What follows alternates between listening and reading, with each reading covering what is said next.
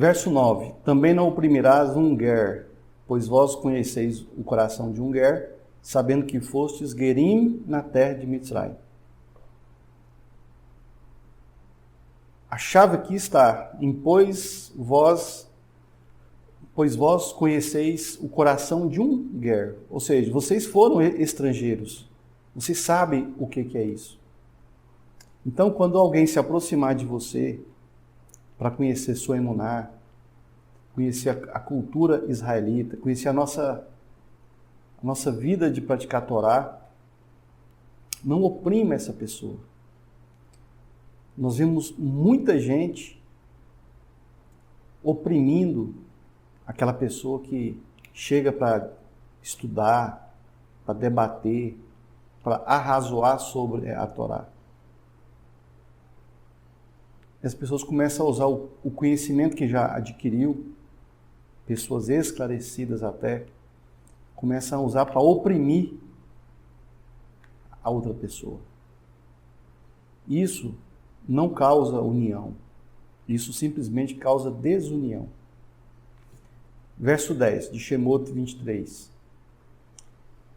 E 6 anos semearás vossa terra e recolherás os seus frutos.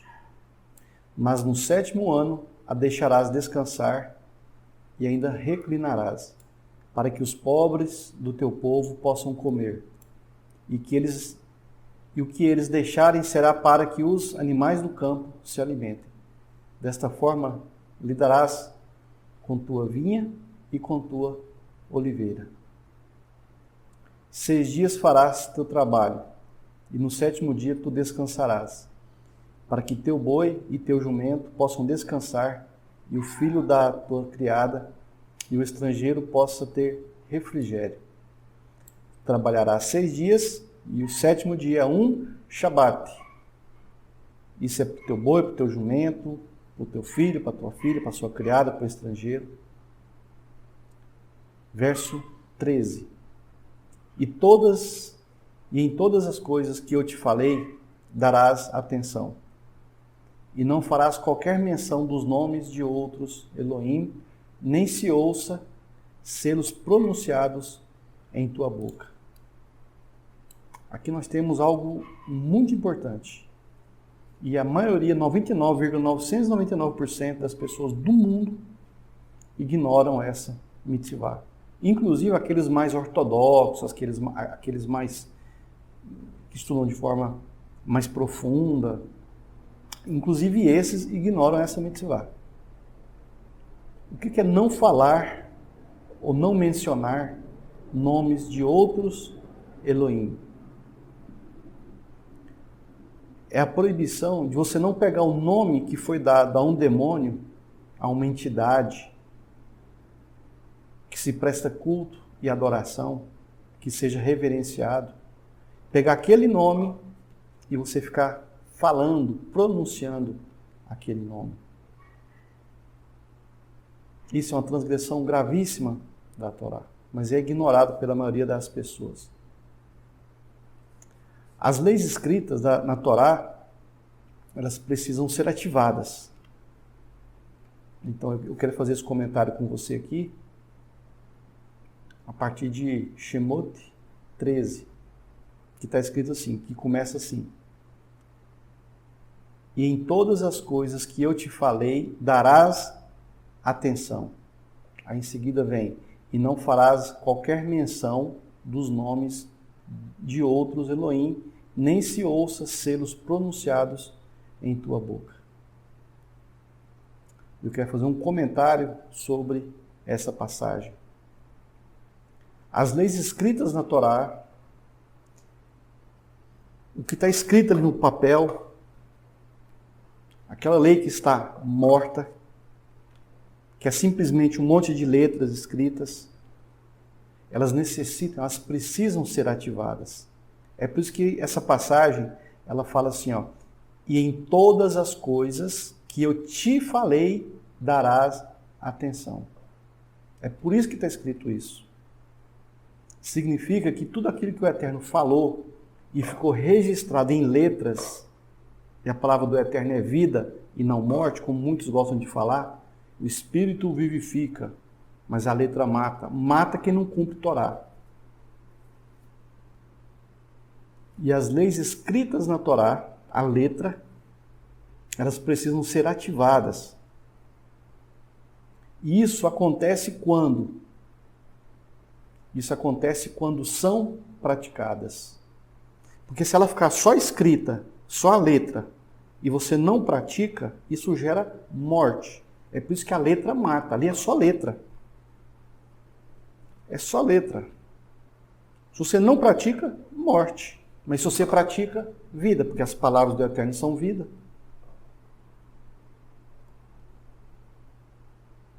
Agora nós temos algumas questões importantes para a gente observar também numa paraxá como essa. Em alguns casos, algumas mitzvot, alguns mandamentos escritos, quando eles são ativados, praticados, eles também podem acabar anulando algumas proibições. Como assim? Vou dar um exemplo aqui prático. Existe na Torá uma proibição de se usar vestimentas feitas de uma mistura de lã e linho. Isso é uma proibição da Torá. Então é proibido usar a roupa que ela é feita com a mistura de lã e linho. É uma proibição da Torá. Ao mesmo tempo que tem essa proibição, existe uma outra mitzvah na Torá que ordena os sacerdotes a usar essa mistura. A usar essa mistura em suas roupas. Então, é uma lei que proíbe uma coisa aqui, mas que aqui ela manda fazer.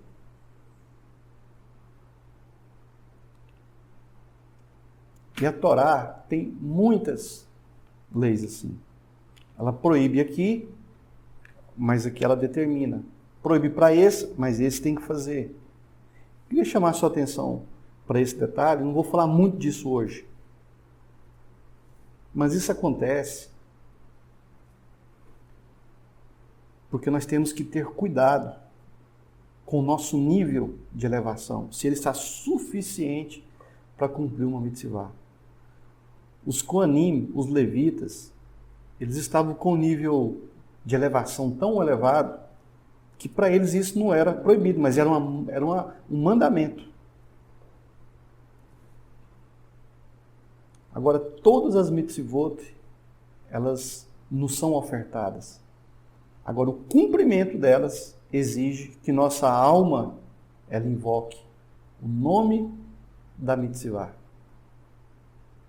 Hoje eu falei de Torrecha, a mitzvah de corrigir o próximo. Esta é uma mitzvah que ela nos é ofertada, mas ela exige que nós a pratiquemos. E quando você a pratica, você está invocando ela em você.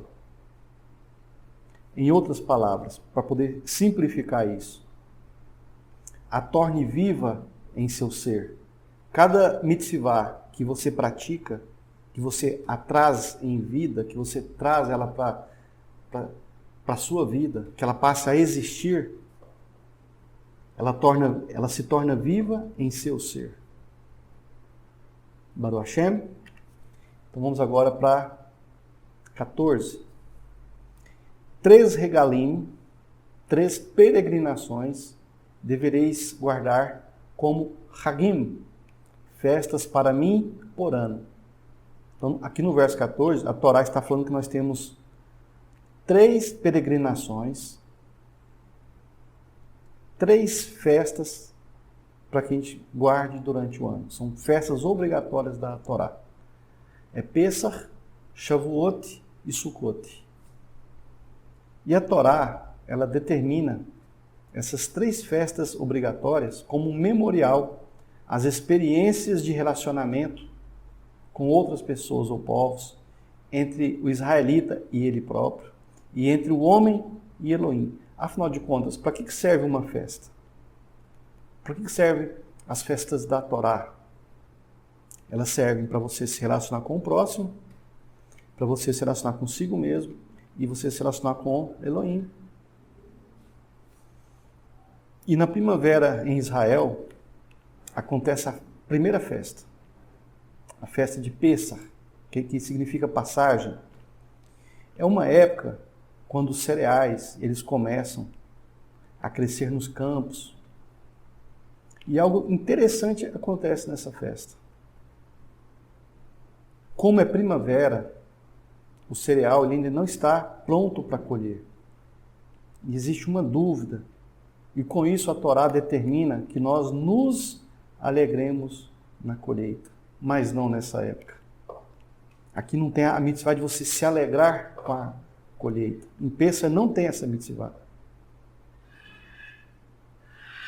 Baruch Hashem. Mas depois nós temos a festa de Shavuot. E no tempo da festa de Shavuot, o cereal já amadureceu. E ele está sendo colhido no ponto de colheita. Mas aqui também, em Shavuot, ainda não tem na prática a mitzvah de se alegrar com a colheita. Não totalmente. Mas quando nós chegamos em Sukkot, a festa das cabanas, das tendas, época que as colheitas acontecem, agora sim nós podemos nos alegrar com um alto clima de festa. E finalmente, as 3 fases das 3 festividades, ela vem como um aviso de 3 fases, que espiritualmente a gente poderia aprender algumas coisas sobre essas festas, como por exemplo, a festa de Pêssar, que é a primeira festa. É a festa que simboliza o início da caminhada de um israelita com Elohim. Simboliza a emuná, simboliza a fé. Essa caminhada com Elohim, ela só é possível com o recebimento da Torá. Mas somente a fé, somente a emuná pura, ela não significa a observância prática da Torá. Somente a fé, ela não significa a ativação da Torá. Então, em Pêssar, nós não temos a certeza de que o trigo vai dar flores. Embora já plantamos o trigo. Então, nós começamos uma caminhada, plantando. E o que plantamos, nós vamos comer. Isso é Pêssar. Por isso, não é uma festa tão alegre, porque você ainda está plantando. Você ainda não está colhendo os frutos. Mas quando nós vamos nos aproximando de Shavuot e nós começamos a colher, a fazer colheitas, só que pouco, e nós temos que contar o Homer por 50 dias, a contagem do Homer, e cada dia uma contagem, é uma expectativa. Assim também, cada mitzvah nova que nós ganhamos lá em Pêssar, no recebimento da Torá, nós vamos contando, nós vamos aderindo, nós vamos adicionando à nossa colheita cada mitzvah nova. Mas grande parte do que precisamos ainda, do que precisamos colher, ainda está plantada. E não pode ser comida, porque ainda é planta, está lá na lavoura, está lá na terra. Mas quando nós podemos comer dos frutos, quando nós podemos ver os resultados de nossas ações, então vamos à perfeição de Elohim. E ver a perfeição de Elohim é maravilhoso. Porque foi Ele que nos proporcionou a Torá. Ele que nos proporcionou plantar cada mitzvah e ativar cada uma delas nas nossas práticas. E quando chega Sukkot, a colheita é plena e é onde a casa está pronta, a beit, a sukkah, a tenda, ela está pronta para receber os seus moradores, para receber a festa, receber os alimentos. E o celeiro, ele pode então ajuntar milhares de sementes boas e benditas, Baruch Hashem. E elas são guardadas. Essa é a casa do tesouro. Então, em Sukkot, nós apresentamos nossas ações e nosso potencial elohímico que Ele, o Kadosh, nos proporcionou, conforme a imagem e semelhança dele. É por isso que nós não podemos falar mal do próximo. Nós não podemos sair por aí queimando as pessoas, fazendo lachonará. Isso é uma transgressão muito grave. E a Torá usa a palavra shomer para as festas e para os mitzvot. Shomer, as festas, e shomer, as mitzvot. Guardar. Nós temos que shomer as mitzvot, os hukim e os mishpatim da Torá. E também as festas. A palavra shomer, ela significa também coisas. Isso significa guardar. Então nós somos guardiões da Torá, guardiões das leis, nós somos guardadores das leis da Torá. Nós somos guardadores de sementes. E shomer também significa coisas. Significa guardar e significa coisas. Por isso que o que é material, ele tem que ser valorizado, mas tem que ser elevado, tem que ser usado com santidade. Porque muitas pessoas acabam se preocupando na espiritualidade, tentando ter uma vida espiritual elevada, mas elas não se preocupam em elevar as coisas materiais. E não é isso que a Torá está dizendo. Ela está dizendo, valorize aquilo que é espiritual e valorize aquilo que é material. E uma pessoa que não eleva o que é material, ela vai ter capacidade de elevar aquilo que é espiritual. Se aquilo que ela vê ela não consegue, quanto mais aquilo que ela não vê. Por isso nós temos que dar valor a tudo. E é por isso que a Torá, ela determina que quem achar um burro prostrado por causa do peso de um vizinho que não gosta, você deve ajudar. Pois esse é o princípio da prosperidade. Cuidar das coisas da alma do próximo, principalmente se você não gosta dele. Porque você fazer coisas para quem você gosta é muito fácil. Agora, quero ver você fazer coisas para quem você não gosta. Israel, ele é o produto de Elohim. O shomer, a coisa, a matéria, a semente. E Elohim, ele semeia Israel e quer colher Israel. Nós somos seres plantados nesse mundo para realizar as ações espirituais do nosso Criador. Pois sabemos que a Torá, ela não foi dada ao mundo, mas o mundo foi dado à Torá. E Satã está perdendo espaço e domínio. E tudo da Torá está se cumprindo. Por mais que Satã e seus trabalhadores trabalhem muito, mas a Torá está se cumprindo. E uma semente, ela tem uma casca protetora.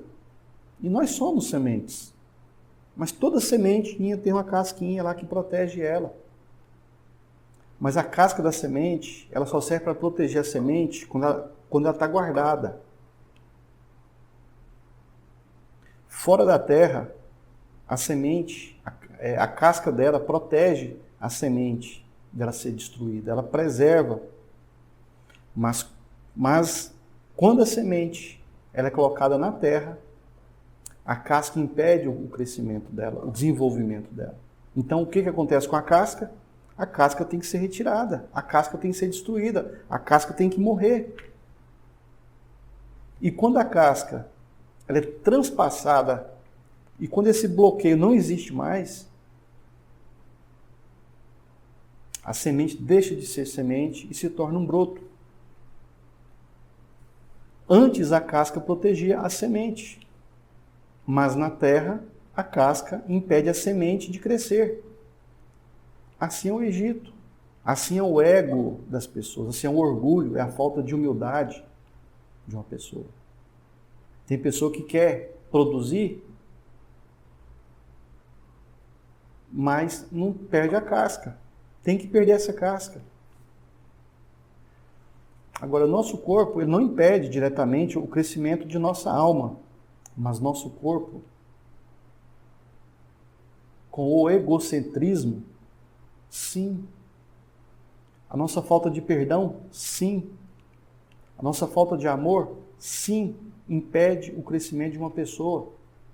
A nossa falta de generosidade, sim, impede o crescimento de nossa alma. Baruch Hashem. Agora verso 15. Tu shomer hag matzah, e tu comerás matzah 7 dias, conforme eu te ordenei, no tempo apontado ao mês de Aviv, pois nele tu saíste de Mitzrayim, e ninguém aparecerá diante de mim de mãos vazias. Os matzot, plural de matzah, os matzot são os pães sem fermento, matzah é pão sem fermento, eles enfatizam, eles trazem importância à única opção de sair do Egito. Agora, por que a gente vai sair do Egito baseado na alimentação? Porque nós saímos do Jardim do Éden baseados na alimentação. Fomos expulsos do Gan Eden por conta de comer o que não devia comer. E agora nós estamos também sendo libertos através do comer. Por isso que a Torá tem as proibições de coisas impuras. E os matzot, os pães sem fermentos, eles enfatizam, trazem importância à única opção para sair do Egito. Fazer matzah. E os israelitas, eles não tinham escolhas a não ser assar matzah para deixar o Egito. Não era mais fácil encomendar na padaria pães, bolos e rosca para a viagem? Era muito mais fácil. Não, mas o Eterno falou, vocês vão ter que fazer matzah. Vocês deixaram o Egito. Vai corrigir aquilo que Ravá fez lá com a árvore do conhecimento do bem e do mal. Começam para sair do Egito, vocês precisam começar a me obedecer. Então me obedeçam, façam matzah. Ninguém vai lá na padaria pedir pão, rosca, bolo para viagem. Ninguém. Vamos fazer matzah. Então o matzah ele era a única opção para sair do Egito. Israel, na verdade, ele precisaria experimentar um alimento seco, sem sal, sem maciez, sem sabor, sem cheiro, diferente das delícias do Egito, daquelas delícias que escravizavam as pessoas, que tornavam as pessoas escravas. Aqueles escravos que tinham almas, que alimentavam o corpo de prazeres. Então, perdia-se todas as opções de sair da escravidão do Egito, uma alma dominada pelo corpo. A mitzvah de abster-se de hametz, em nossas casas na época de Pessah, ela dura 7 dias. Então, em Pessah, durante 7 dias, nós não temos fermento em casa, nem comemos nada que tenha hametz. Isso nos cobra um esforço de deixar as coisas que o mundo usa para escravizar as pessoas. E nós chamamos esse período de Pessah, que significa passagem, e nós festejamos o Cordeiro de Pessah, ervas amargas e histórias para todas as idades. E Pessah, ele é um momento em que a morte passa por cima de nossa beite, de nossa casa, e ela não nos atinge. Baruch Hashem. 16. E Hag, Shavuot, assega os bicurim do seu trabalho, do que tu tens semeado no campo, e a Hag da colheita de Sukkot, a qual será no fim do ano, quando tu tiveres juntado o teu trabalho, trazendo do campo. Agora, o que significa Sukkot? A última festa. Sukkot também significa se reunir. Ele traz o significado da união das almas, a busca dos dispersos e uni-los É a colheita final. Então nós começamos em Pêssar, depois nós temos Shavuot e depois nós temos Sukkot, que é o fim do exílio, é a redenção final, é o tempo de Mashiach. E é nesse período que nós seguramos as 4 espécies vegetais. Cada uma delas representa diferentes tipos de pessoas. Como os indivíduos, nós devemos sentar juntos e festejar, mesmo que nós temos algumas diferenças. E isso é uma mitzvah para ser praticado juntos, independente das diferenças. Então, quando chega a época de Pêssar, nós pegamos ali aquelas espécies, aquelas 4 espécies de plantas, nós as unimos, a lulav, efrog, nós unimos aquilo ali, 4 espécies de plantas, 4 espécies de seres humanos, nos 4 cantos do mundo, e tudo unido. O sentido que traz essa mitzvah é que unimos em unidade em todos os produtos ou sementes de Elohim. Cada um de seus filhos, cada um de sua imagem e semelhança, e que todos sejam incluídos na mesma festa, independente das diferenças, que é o que mais gera problemas hoje em dia. A falta de aceitar a diferença do outro. Baruch Hashem. 17. 3 vezes no ano todos os seus homens comparecerão diante de Yah, teu Elohim. Tu não oferecerás sangue do meu sacrifício com hametz lehem, nem deverá a gordura do meu sacrifício permanecer até amanhã. E as primícias de bicurim de tua terra trarás para a casa de Yah, teu Elohim. Tu não cozinharás um cabrito no leite de sua mãe. Aqui está falando para não cozinhar o filhote no leite da própria mãe. Aqui existe muita polêmica na alahá, na kashrut. Uns falam que pode comer carne com leite, outros falam que não pode. Os que falam que pode, por exemplo, falam que o frango não tem leite, que a galinha não tem leite, então não tem como cozinhar o frango no leite, porque quando pega o leite da vaca, o leite da cabra, não está quebrando essa mitzvah. Então uns falam que pode, outros falam que não pode. Um dia a gente vai aprofundar um pouco mais nisso aqui.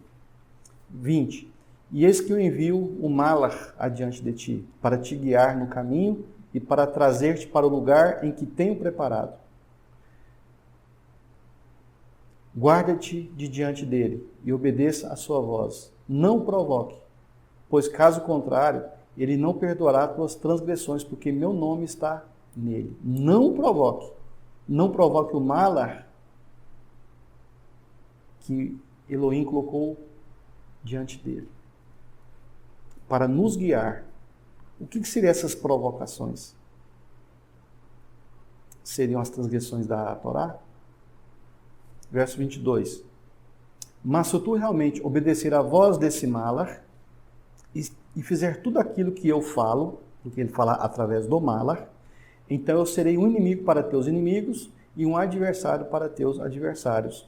Pois meu Malach irá diante de ti e levarás para a terra dos Amoritas, dos Hititas, dos Perizitas, dos Cananitas, dos Hivititas e dos Jebusitas, e eu os lançarei fora. São 7 nações, uma delas nesse período que já tinha fugido, então ela não é contada aqui nesse verso. Mas são 7 nações que o Eterno vai tirar de diante de nós. 24. Tu não curvarás aos seus Elohim, nem os servirás, nem farás conforme as suas obras, mas tu os abaterás totalmente e sem falhar derrubarás suas imagens.